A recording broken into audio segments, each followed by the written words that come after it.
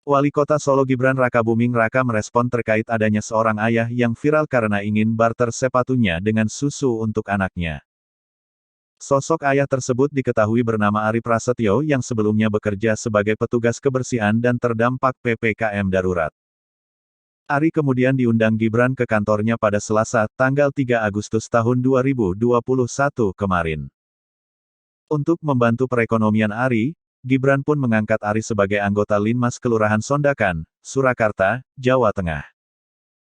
Gibran menegaskan, kasus ini seharusnya menjadi contoh bagi para camat, lurah dan pihak lainnya.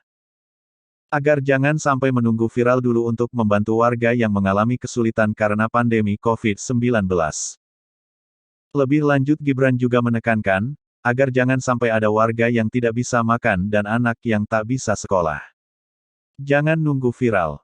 Bapak atau ibu teman-teman lurah yang ada di wilayah juga harus selalu aktif.